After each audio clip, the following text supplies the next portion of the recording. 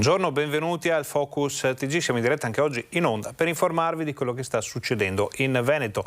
Tante le notizie che arrivano dalla nostra regione, tantissima cronaca come sempre nella mattinata e questa notte, però anche l'attualità è importante, strettissima attualità come i problemi legati al costo dell'energia, al costo del gas, sia per le famiglie che per le aziende. Le imprese stanno andando davvero in difficoltà, c'è chi dice chiuderanno moltissime attività proprio a causa dell'esplosione dei costi qui da ottobre a Natale. Il meteo, perché sta transitando l'ondata di maltempo che era stata annunciata sulla nostra regione, ci sono già anche dei danni in alcune zone, in altre zone sta piovendo in modo decisamente intenso e questa notte si è già sfogato qualche temporale. Vedremo poi anche con un esperto di meteo se questa ondata di temporali rappresenta la fine dell'estate oppure se insomma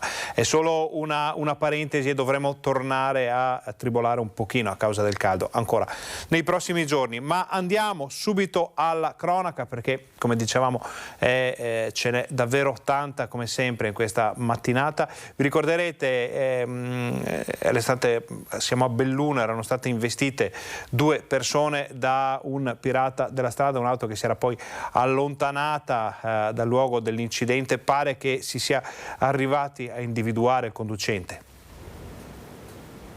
Investe una donna, poi un'altra 150 metri dopo e scappa. Il pirata della strada però, grazie ad alcune testimonianze che riferivano di un SUV Toyota azzurro e ai pezzi dell'auto rimasti sull'asfalto, è già stato individuato dai carabinieri di Caprile. Si tratta di un 60enne del luogo. Ricordiamo come le 2 donne siano la postina del paese, una 35enne di Livinallongo che era in servizio e non ha riportato ferite gravi venendo trasportata all'ospedale di Agordo, mentre la seconda, una turista 40enne di origine moldava e residente a Ferrara, è rimasta ferita in maniera più seria, ma cosciente al momento in cui è stata caricata sull'elicottero del SUAM 118 e trasportata all'ospedale Cafoncello di Treviso. Una terza è stata salvata da un passante che l'ha spostata di colpo prima che venisse anche lei investita.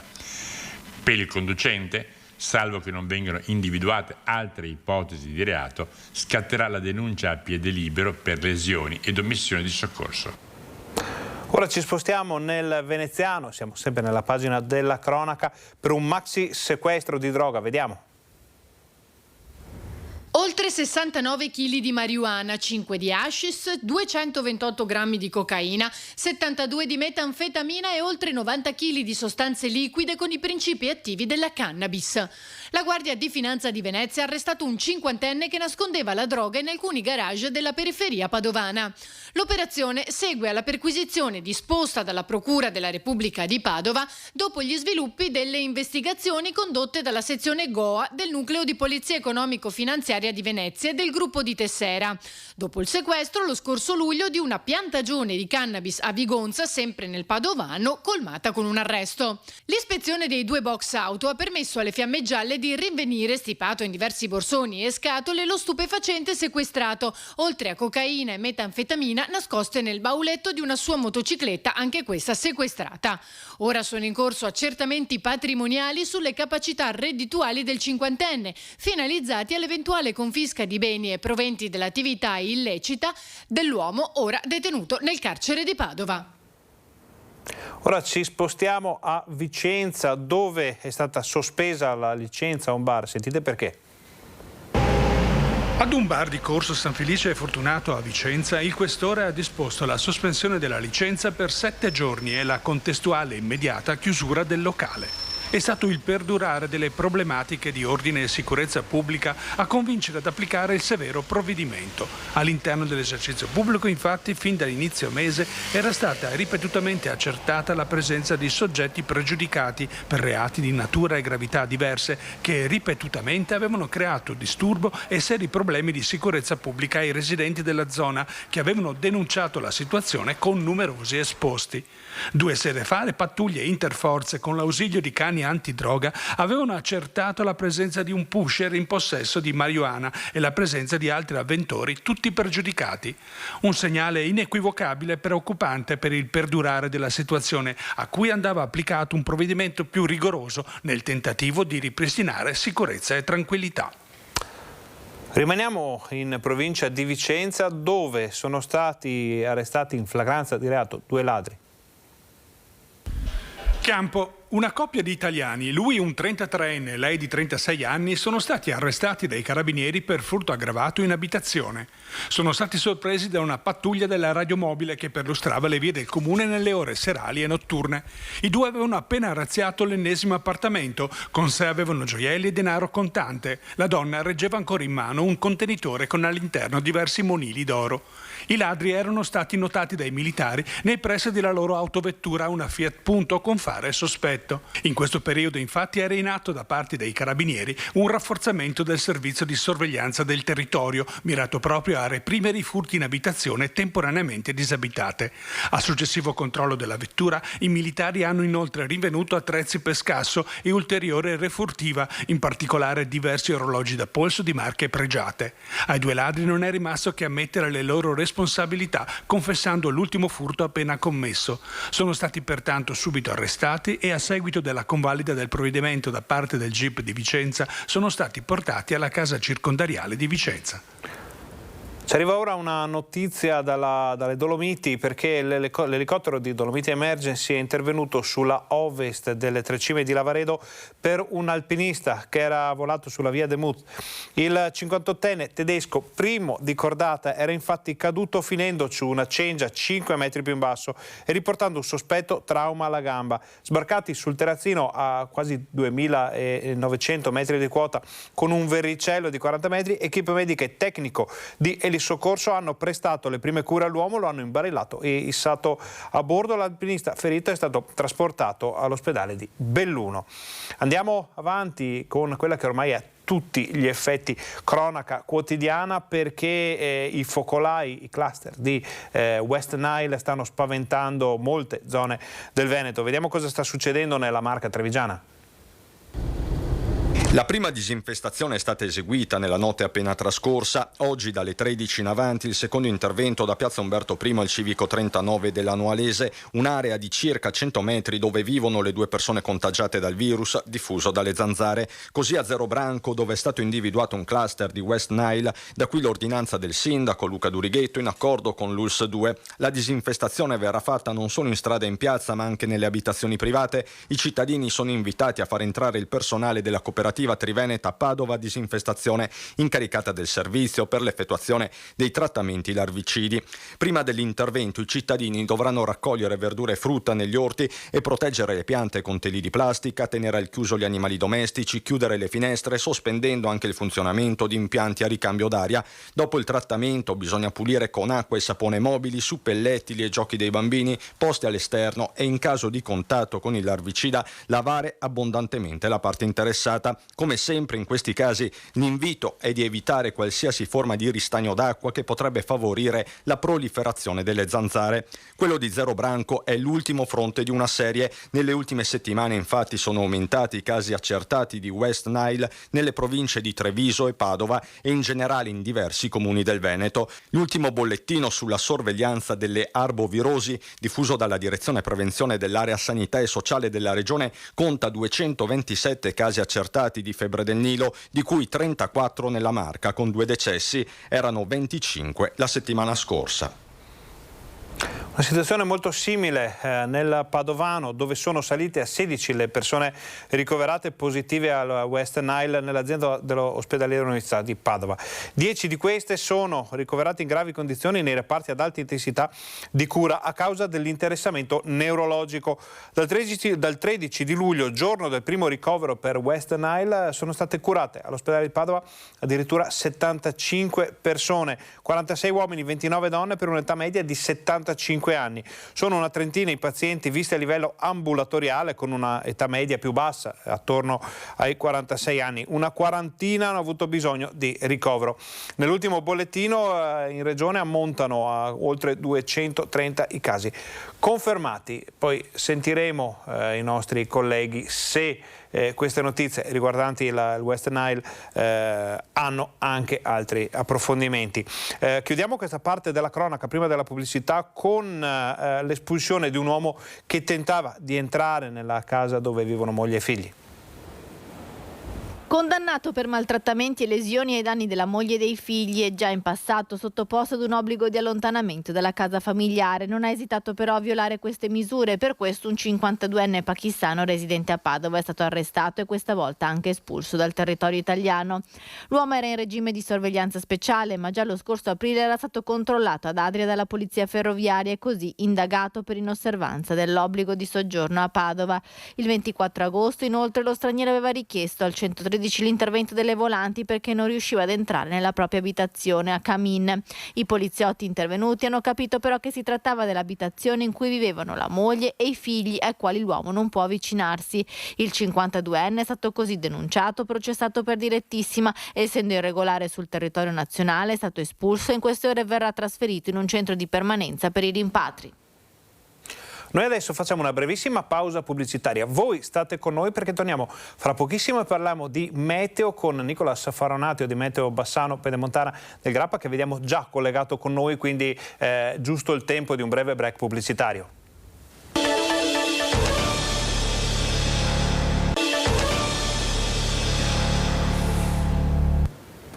Buongiorno, bentornati al Focus TG, siamo in diretta anche oggi in onda per informarvi di quello che sta succedendo in Veneto.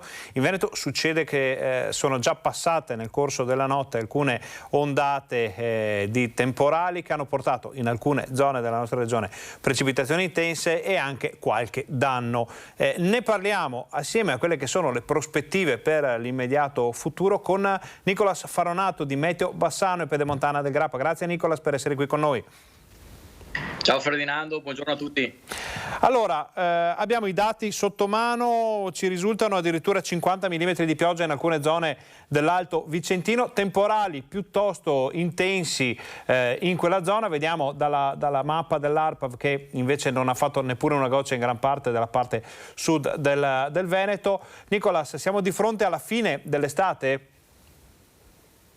Ma guarda, io se devo pensarla per me incrocio le dita e spererei assolutamente di sì, però insomma è ancora presto per dirlo. Diciamo che queste burrasche di fine agosto sono pressoché normali, con appunto qualche colpo all'estate e quindi con temperature più consone, più fresche e finalmente oserei dire anche le prime piogge serie di questa estate, che è stata oltre che calda anche purtroppo molto molto siccitosa, quindi insomma una manna. Come potete vedere anche le piogge della settimana scorsa hanno fatto sì che nel giro di pochissimi giorni la natura finalmente si colorasse del suo colore naturale, il verde, quando prima il colore principale era il giallo, perché molti campi, molti terreni erano letteralmente bruciati. Quindi insomma questa pioggia non fa altro che andare ad alimentare la natura e direi finalmente anche a portare un po' di fresco. Come dicevi tu, questa notte, nelle primissime ore della mattina, dei temporali hanno colpito aree ristrette, quindi ecco di difficile previsione, perché comunque abbiamo visto che in alcune zone sono scesi anche parecchi millimetri, mentre in altre limitrofe a pochi chilometri assolutamente molto molto poco, se non addirittura nulla. Quindi ecco che la previsione risulta essere molto difficile, però insomma noi cerchiamo di fare del nostro meglio nel focalizzare appunto il maltempo che questa mattina ha colpito più che altro il medio alto vicentino, soprattutto la zona della fascia pedemontana. Abbiamo anche notizie di qualche danno, ci stiamo occupando di queste informazioni di cronaca con le nostre redazioni. Ci parlano di un camino abbattuto da un fulmine a Cartigliano, un albero spezzato in due da un altro fulmine a Bassano. Adesso dovrebbe esserci forse anche un incendio o un principio di incendio dovuto probabilmente a un altro fulmine nella Pedemontana. Sono normali queste frequenze di fulminazioni, Nicolas? Ma diciamo che con il caldo preesistente dei giorni scorsi sono assolutamente normali, insomma, anche perché non so se ci avete fatto caso, ma rispetto ai mesi estivi che abbiamo passato, ci siamo lasciati alle spalle, dove era sì caldo, però il caldo era dovuto anche a una percentuale bassa di umidità, quindi una ventilazione costante, calda, proprio un effetto fond, perché era proprio un effetto fond. Invece gli ultimi 2-3 giorni il caldo non è stato come quello di luglio, i primissimi giorni di agosto, dove appunto i picchi erano arrivati anche a 37-39 gradi, ma le temperature si sono mantenute più basse, abbiamo raggiunto i 32-34 gradi, però l'umidità era notevolmente più alta. Ecco che quindi l'energia in gioco aumenta, e quindi anche la frequenza di queste fulminazioni, non solo nube a nube ma anche fulmini, appunto nube terra, potrebbero appunto scaturire qualche danno, come appunto ci hai appena menzionato te. Nicolas, vediamo nel frattempo anche le temperature, proprio con la mappa dell'ARPAV in questo momento, ce le fa vedere Alessandro Costacurta. Vediamo una netta differenza fra le zone in cui ha fatto temporale stanotte con 20-21 gradi, 17-15 su per l'altopiano, e invece appena si scende a sud di Vicenza siamo di nuovo attorno ai 28-29, addirittura 30 gradi, un Veneto spaccato in due? Sì, assolutamente sì, infatti si vede proprio di netto l'asse appunto a nord tra Verona, Vicenza e Treviso, dove appunto questa notte, ma anche poco fa, ad esempio qui a Fonte Alto verso le 11 ha fatto uno scroscio di 10 minuti che però comunque ha sganciato 10 mm di pioggia, e appunto siamo passati dai 27-28 delle 10 e mezza agli attuali 21-22 gradi, insomma, quindi è assolutamente normale. E questi temporali si sono formati appunto nelle medio-alte pianure, e poi nella loro avanzata verso nord hanno portato appunto i maggiori quantitativi di precipitazioni proprio nelle aree a ridosso dei rilievi, mentre appunto nella zona sud di quest'asse, quindi nella zona del Padovano, del Basso Veronese, di Rovigo, ma anche del Veneziano, anche se qui abbiamo qualche nube in più, le temperature sono nettamente più alte, però se osservate sono quasi sempre al di sotto dei 30 gradi, però con un tasso di umidità molto molto elevato, quindi ci sarà una sensazione anche abbastanza pesante di affa, soprattutto in queste zone di bassa pianura. Con tutto questo si può confermare chi ieri sera era magari fuori di casa per una passeggiata o un gelato in uno dei centri abitati di queste zone, può confermare che il tasso di umidità era davvero altissimo. Nicolas, prima di lasciarti andare, che cosa dobbiamo aspettarci per i prossimi 2-3 giorni? Ma guarda, diciamo che domani domenica la giornata dovrebbe essere circa molto simile a quella di oggi, con nuvolosità diffusa più o meno compatta, qualche occhiata di sole qua e là, però insomma con l'ombrello sempre a portata di mano, secondo me, perché comunque qualche scroscio di pioggia sarà possibile un po' per tutto l'arco della giornata per quanto riguarda domani. Lunedì e martedì sembrerebbe ancora essere variabile, però con la presenza, con il rischio di piogge e piovaschi che dovrà essere minore rispetto a oggi e domani, però con alternanza di sole e nubi, quindi insomma un tempo non ancora del tutto guarito, passate il termine, da questa perturbazione.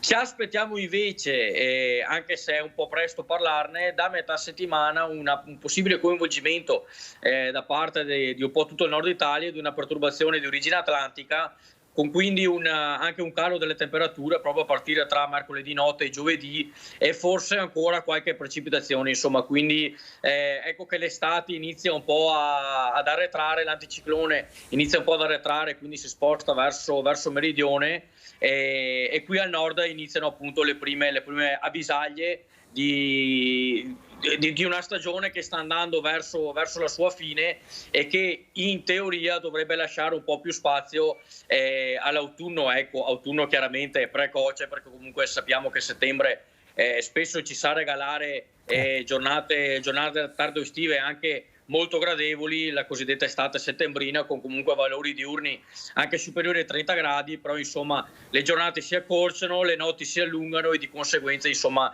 di notte la sera si starà comunque decisamente meglio rispetto a luglio e agosto che abbiamo passato. Informazioni decisamente importanti per tantissimi anche nostri telespettatori, perché sappiamo che questo fine settimana è un fine settimana di cambio, quasi sliding door. Da una parte c'è chi va in vacanza, dall'altra c'è chi torna magari ha piacere di trovare un po' di fresco, chi va in vacanza invece vuole sapere se deve mettere in valigia anche un ombrello oppure se proprio sarà una settimana da passare sotto l'ombrellone, come si suol dire. Nicolas, a questo punto noi ti ringraziamo per essere stato con noi, ci risentiamo fra qualche giorno, vediamo come inizia settembre con il vostro punto ormai fisso di Meteo Bassano Pedemontana del Grappa. Grazie. Assolutamente, ciao Ferdinando, grazie a tutti. Noi torniamo in studio, chiudiamo la parentesi del meteo per un attimo, torniamo alla cronaca perché sono indagini in corso sul 17enne investito a Castelfranco. Vediamo. Non c'erano le luci accese, la mountain bike era sprovvista dei dispositivi obbligatori di illuminazione e quanto hanno potuto appurare gli agenti della Polizia Stradale di Treviso esaminando la bicicletta di Kevin Carraro, il 17enne travolto e ucciso dall'auto condotta da un 20enne neopatentato sul cavalcavia di Via Lovara a Castelfranco Veneto, dove si è consumata l'11ª tragedia della strada in questo agosto maledetto sulla Marca. Kevin inoltre non indossava la casacca catarifrangente necessaria se si percorre la strada in bicicletta nelle ore serali e notturne. Sul ciglio della strada dove è caduto a terra dopo un volo di una decina di metri, qualcuno in queste ore ha adagiato un mazzo di girasoli mentre la comunità resta sconvolta. Ho portato le condoglianze mie personali e quelli di tutta l'amministrazione di Castelfranco Veneto e della comunità. Una tragedia immane, un dolore forte che non può trovare consolazione, ma almeno porta alla famiglia il sapere che c'è una comunità che si stringe a loro. Aperta l'inchiesta per omicidio stradale, le indagini della polizia continuano con l'obiettivo di accertare con esattezza la dinamica. Il 20enne neopatentato negativo all'etilometro ha deciso di sottoporsi anche al prelievo del sangue. Resta da capire perché Kevin abbia sterzato improvvisamente con la sua bicicletta verso il centro strada. I familiari del ragazzo non ci stanno, però che gli venga gettata addosso anche la responsabilità del tragico incidente.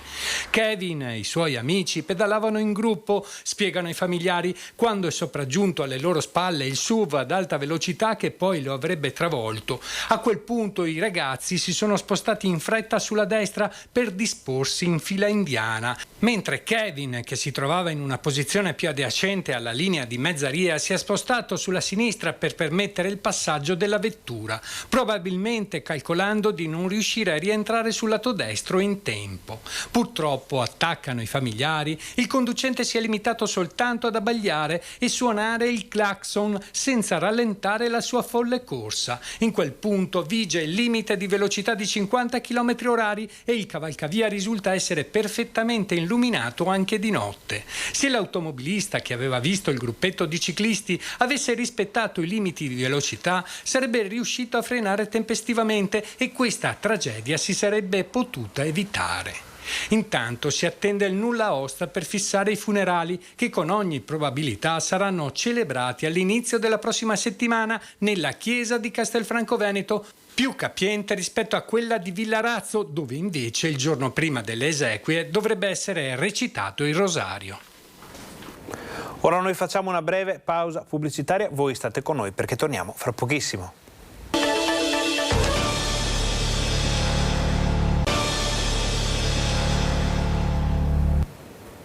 Buongiorno, bentornati al Focus TG. Siamo in diretta anche oggi in onda per informarvi di quello che sta succedendo in Veneto. Chiudiamo la pagina della cronaca e anche quella del meteo, pronti a riaprirla dovessero arrivare notizie importanti dal territorio, e iniziamo a parlare di quello che sta succedendo non solo nelle famiglie ma anche nelle attività, nei bar, nei negozi, nelle aziende.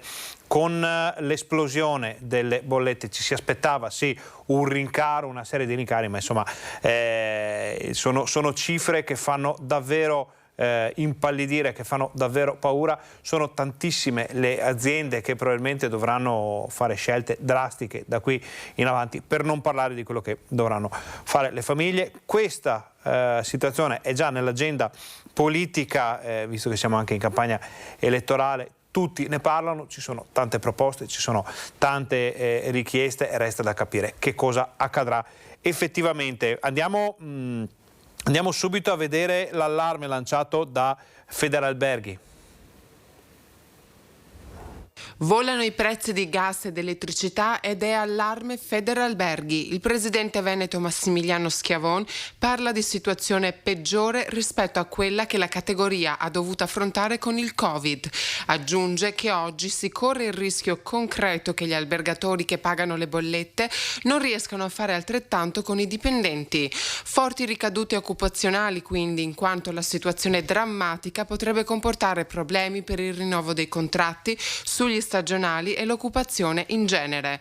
Ma il caro energia preoccupa anche gli esercenti, che lanciano un appello: vorrebbero portare il costo del caffè a 1,50 €. Altrimenti corriamo il rischio di andare fuori mercato. Aumenti consigliati che il direttore dell'Associazione Esercenti Pubblici Servizi Venezia non avrebbe mai voluto invitare gli associati a farli, ma l'attuale prezzo, come ribadisce lo stesso Pancin, non si può più mantenere, in quanto la macchina del caffè assorbe 3 kW di potenza ed è sempre accesa. Vendere un caffè sotto costo, anche no, insomma, ecco. Ma tra gli esercenti c'è chi vorrebbe aumentare anche il prezzo di altri prodotti. Anche lo spritz. Come mai? Perché non ci si sta dentro a 3,50 € o 4 €, bisogna venderlo minimo a 6-7 €. Che rincari ha visto nell'ultima bolletta? Il 20-30% in più. Rispetto a quella dell'anno scorso o di 2 anni fa? No, rispetto a quella dell'anno scorso. Bisogna ridurre un po' tutto. E come fate voi? Come facciamo? Cerchiamo di farcela. Arriviamo a fine mese che siamo coi conti a zero. Un allarme per non portare le nostre economie fuori mercato. Ci spostiamo di poco da Venezia alla Marca Trevigiana, dove i problemi sono molto simili. Ripristino della cassa integrazione, perché con questi costi tante aziende lavorano in perdita e quindi è chiaro che si dovrà valutare anche un periodo di chiusura. Questa è la prospettiva se non ci saranno correttivi immediati sul caro bollette. Cifre impressionanti che arrivano in ogni momento al cellulare della presidente dei commercianti trevigiani Dania Sartorato, accompagnate dalle richieste di sostegno da parte di esercenti sempre più sconfortati. C'è veramente molta agitazione, perché è arrivato tutto in un momento, anche se è da febbraio che sappiamo che gli aumenti ci sono, adesso è arrivato il mese di luglio, in queste settimane a rientro dalle vacanze, con tutta una situazione di incertezza e con queste scadenze che sono a brevissimo, per cui è stata richiesta una riunione straordinaria per attivare uno sportello bollette in Unione Provinciale Confcommercio, per dare gratuitamente agli associati almeno una consulenza su come fare se dovessero arrivare bollette, maxi bollette come quelle che stiamo vedendo in questi giorni. Cifre triplicate che fanno letteralmente saltare i bilanci di attività che stanno ancora facendo i conti con la crisi causata dal Covid.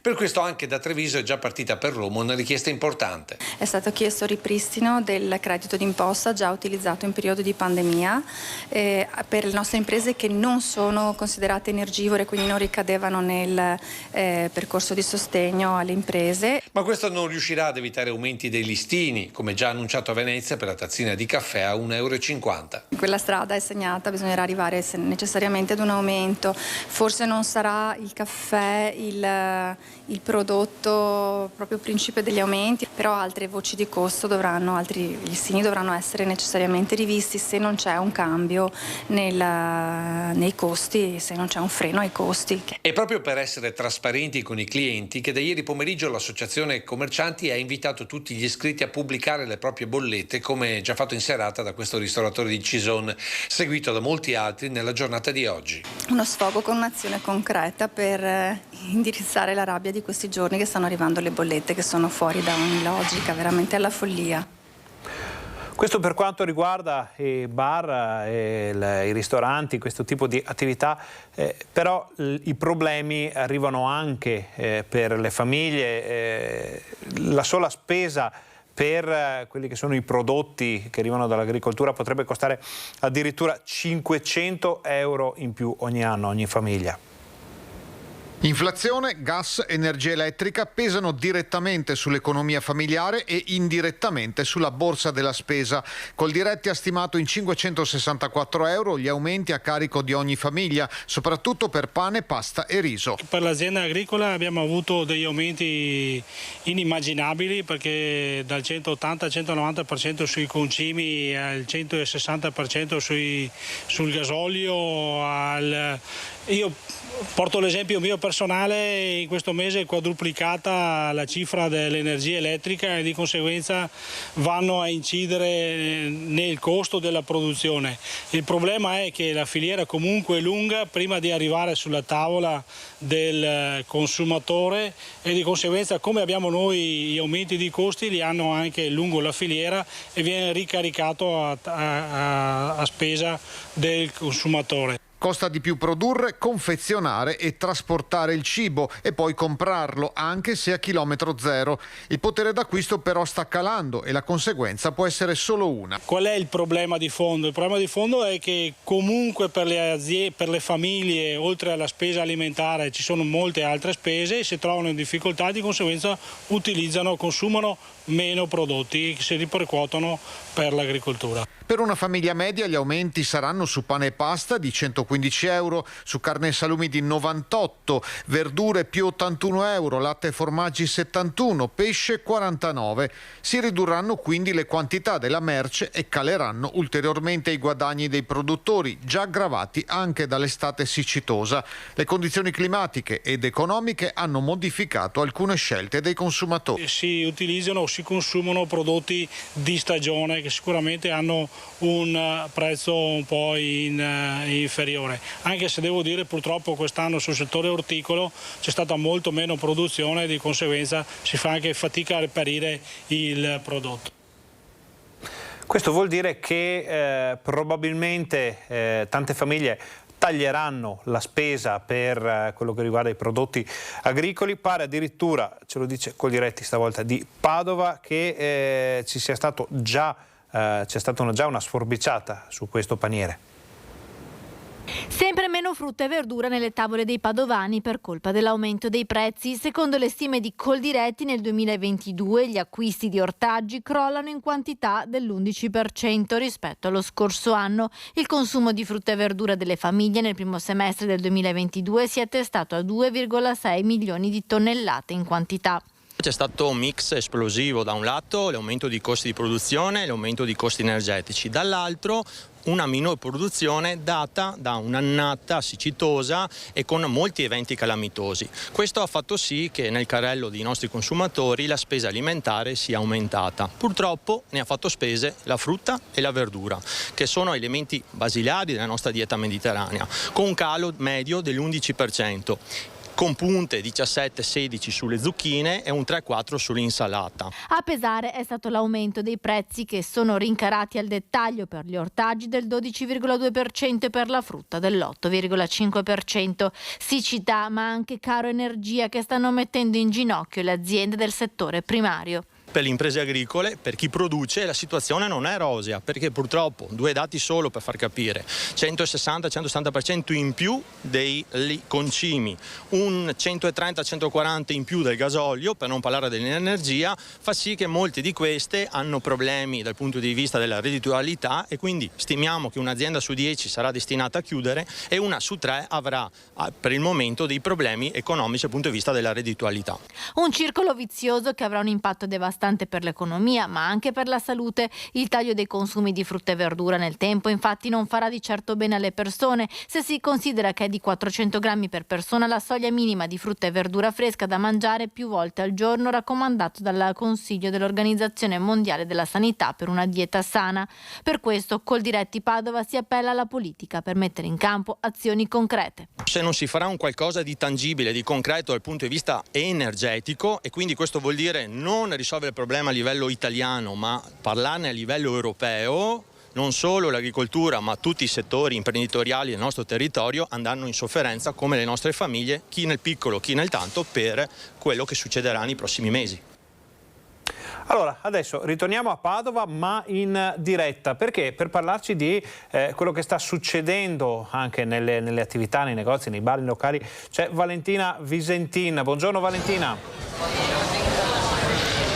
Sì, buongiorno da Padova, vi mostriamo l'iniziativa che è stata portata avanti da Appe, cioè, ovvero nelle vetrine dei negozi, dei bar, delle pasticcerie viene pubblicata, viene messa in evidenza come è cambiata la bolletta, facendo il confronto tra la bolletta della fornitura dell'energia elettrica di luglio 2021, 1.844 euro per esempio qui, e quella di luglio 2022, oltre 5.000 euro.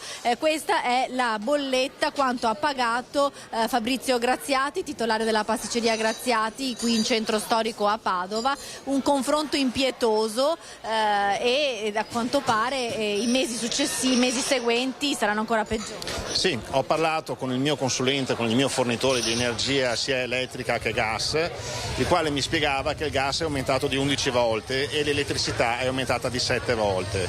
Ma questo non è il problema più grosso. Il problema più grosso è che mi spiegava che se il signor Putin non si deciderà ad aprire i rubinetti del gas, tra poco, tra qualche mese, non ci sarà più energia elettrica o gas da vendere, per cui non ci sarà soltanto il problema di pagarla la bolletta, ma sarà il problema che non ci sarà l'energia per poter lavorare, quindi la situazione è veramente difficile. Bisogna che il nostro governo ci aiuti e risolva questa situazione, altrimenti a breve qui a Padova centinaia e in tutta Italia migliaia di pubblici esercizi dovranno chiudere perché non saranno in grado di lavorare o di pagare queste bollette.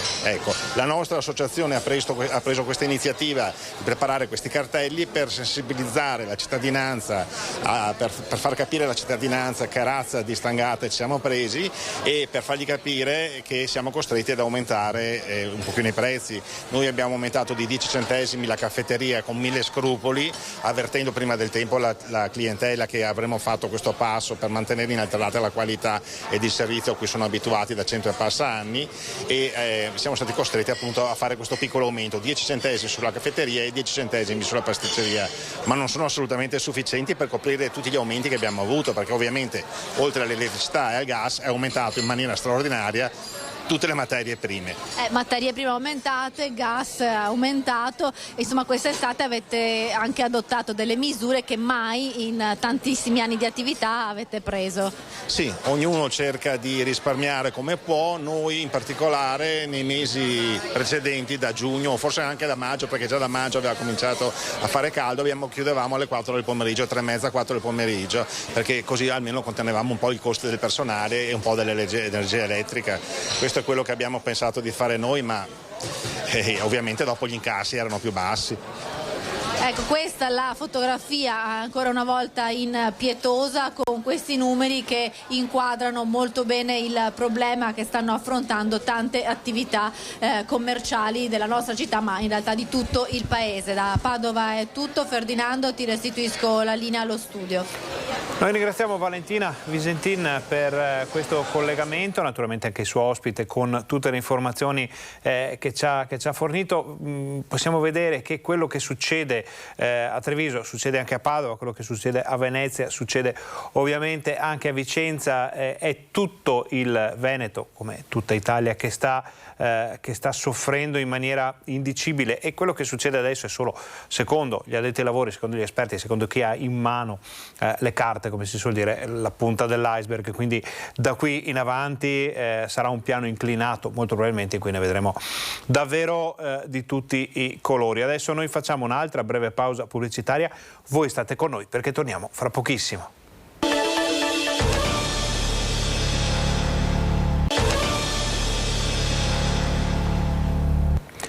Buongiorno, bentornati al Focus TG, siamo in diretta anche oggi in onda per informarvi di quello che sta succedendo in Veneto. E in Veneto c'è il cosiddetto controesodo, vuol dire che 22 milioni di italiani, questo è un dato nazionale, stanno concludendo le loro vacanze, vuol dire che centinaia di migliaia di persone stanno transitando nel Veneto c'è chi va e c'è chi viene, ovviamente, perché questa è una giornata di passaggio. Fra le zone più interessate dai problemi della viabilità in questo periodo c'è ormai storicamente la Val Brenta, la statale Valsugana.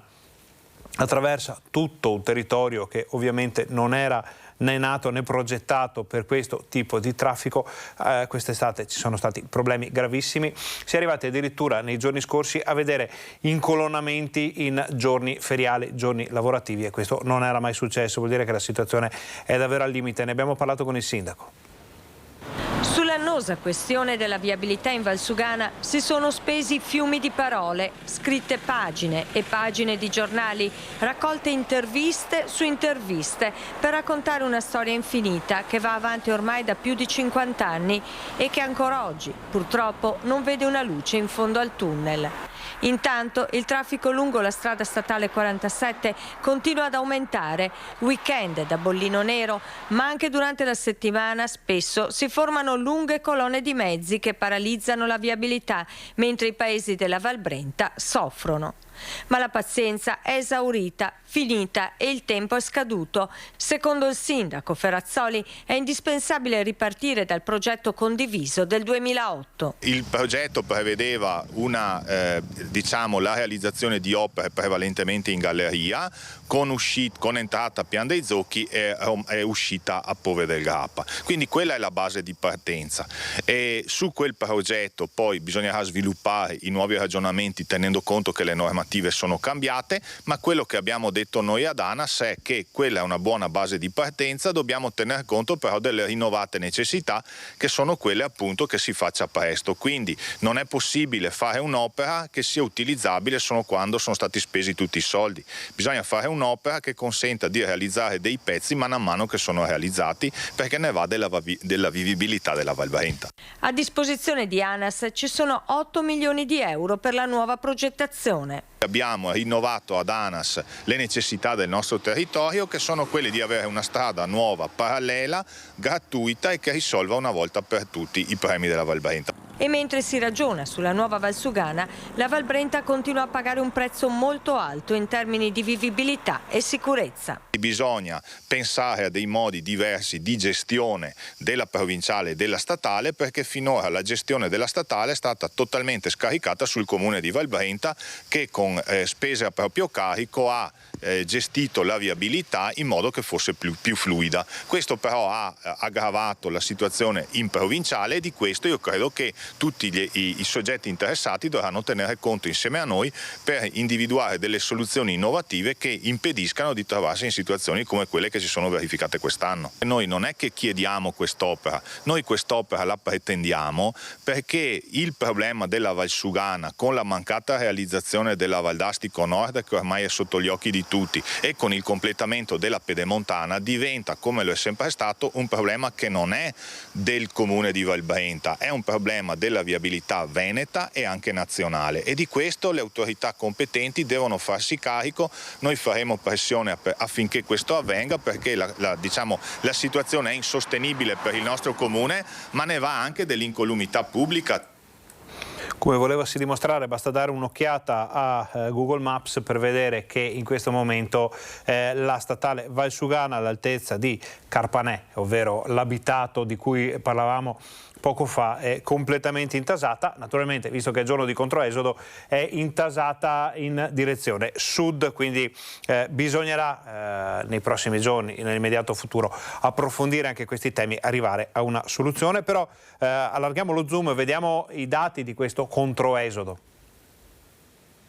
L'utenza deve necessariamente informarsi prima di partire, contattando i vari centri operativi della Polizia Stradale, le concessionarie autostradali, cercando di apprendere notizie dai social, dalle trasmissioni radio-televisive, per vedere se quella strada, quell'itinerario che dovranno percorrere, vi sarà un traffico intenso o meno, perché c'è possibilità, almeno nell'imminenza delle partenze, di sapere questo tipo di notizie. Una raccomandazione chiaramente è di partire sicuramente allacciando le cinture di sicurezza sia nei posti anteriori sia nei posti posteriori, essere riposati, scegliere magari orari in cui si spera che il traffico sia meno intenso, Quando si è stanchi ci si ferma, ci si riposa e poi si riprende il viaggio. Cercare di non abbondare con pranzi, cene, libagioni, perché diciamo anche tutto il processo digestivo dà sonnolenza, perciò in sicurezza nel condurre i veicoli. Se sabato scorso si erano registrati 177.000 passaggi, non sono da meno quelli attesi per questo fine settimana lungo le autostrade del Veneto. Queste le previsioni di Autovie.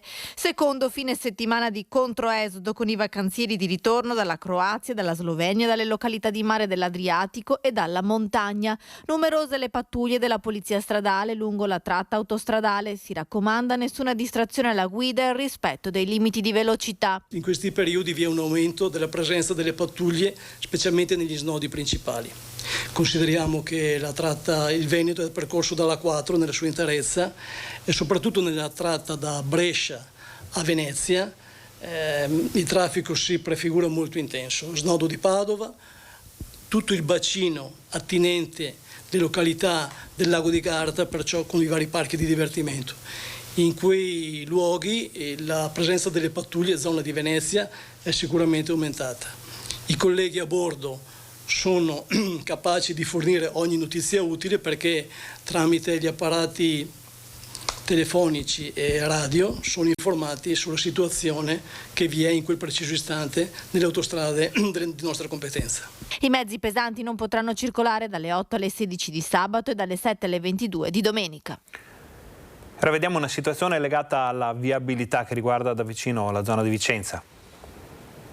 Il ponte di Debba resta chiuso. L'annuncio dell'amministrazione a seguito dei risultati delle indagini supplementari sullo stato del vecchio ponte, struttura dalle condizioni critiche che non ne consentirebbero la riapertura al traffico veicolare, mentre i pedoni e le bici potranno transitare. Il ponte è veramente gravemente ammalorato, mancano pezzi, ci sono dei fori, le sezioni non sono più le stesse originarie, quindi non garantisce la piena sicurezza per il transito veicolare. Lo abbiamo chiuso in maniera precauzionale e resterà chiuso ancora in maniera precauzionale. Non c'è nessun pericolo per il transito ciclopedonale, però non possiamo permetterci di far passare delle auto. Nodo di collegamento tra Vicenza Est e la Riviera Berica, chiuso da qualche tempo in via precauzionale e dal futuro in divenire. Al via la fase di progettazione per il consolidamento e restauro concordata con la sovrintendenza. Il ponte è vincolato. Abbiamo già iniziato la fase di progettazione, assegneremo a degli ingegneri, architetti, come l'indicazione della sovrintendenza, la nuova progettazione per l'intervento di restauro chiesto dalla sovrintendenza, perché quello è un ponte vincolato, quindi dobbiamo rispettare quelle regole. Interverremo il prima possibile. Abbiamo anche delle scadenze perché abbiamo dei fondi ministeriali per fare l'intervento che hanno scadenze ben precise. L'intento è quello di iniziare il prima possibile, nella peggiore delle ipotesi da febbraio a marzo, l'intervento e terminarlo entro la fine dell'estate per poi restituire alla popolazione il ponte fruibile. Tempi che prevedono quindi il termine del restauro per l'estate 2023 dai costi stimati sui 300.000 euro. L'intervento abbiamo approssimativamente stimato attorno ai 200-300.000 euro, 200 di lavori, 300 con le opere accessorie. I fondi ci sono perché abbiamo 200.000 euro di fondo ministeriale più 100.000 euro messi dall'amministrazione perché l'intento è risolvere il problema il prima possibile. Ieri l'incontro degli amministratori con i cittadini a San Pietro in Trigogna per illustrare lo stato dell'arte e le decisioni prese. I cittadini giustamente rilevano le criticità che ci sono, lì si tratta di isolare su un fronte un quartiere, è una criticità che siamo ben consci e che vogliamo risolvere quanto prima.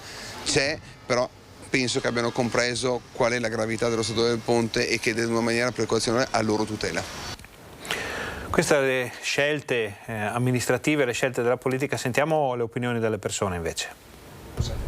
Ci hanno annunciato che vogliono fare un restauro del ponte e non ci sono alternative, cioè solo quello hanno proposto, un restauro, quando dal pubblico è venuto invece magari la proposta di una ristrutturazione. I residenti del quartiere di San Pietro in Trigogna non ci stanno. Per la frazione il collegamento automobilistico attraverso l'ottocentesco ponte di Debba verso la Riviera Berica era indispensabile per tutti i servizi essenziali. La prospettiva di attendere 6 mesi solo per vedere iniziare i lavori di restauro, annunciata ieri sera una infuocata assemblea pubblica nella sala parrocchiale ha scaldato gli animi. Si doveva fare di più per venire incontro alle esigenze dei cittadini, dicono i residenti, a cui ora si prospetta un lungo calvario prima di veder ripristinata una normale accessibilità. Loro vengono qui e ci comunicano le loro decisioni, sempre dicendo che poi dal punto di vista tecnico la soluzione possibile è solo una. Quindi la prima cosa che critico è questo tipo di atteggiamento, abbiamo solo un'ora di tempo, il tecnico non dà nessuna via d'uscita e non si discute assolutamente di nulla, quindi queste sono comunicazioni e non assemblee, almeno che le chiamino con il loro nome. Per andare al di là, che abbiamo quasi tutto di là, almeno io ho anche i medici di là, devo fare il giro della tangenziale, se devo andare a allungare devo fare tutto il giro di Torri di Quartesolo, che c'è un caos, perché ovviamente è una città, prendo sempre la tangenziale, però alle 5:30 di sera uscire dalla tangenziale è una cosa impossibile. Per le persone più anziane, per le persone che hanno esigenze diverse dalle mie, sì, è un problema, ovviamente, sì. Adesso che cominciano le scuole è un vero problema. Anche io per andare al lavoro comunque, io lavoro a Campodello. È qua.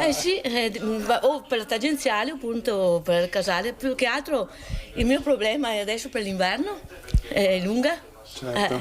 La strada da fare. L'estate ancora va bene, ma adesso con l'inverno non so, nevica, strade ghiacciate, cioè.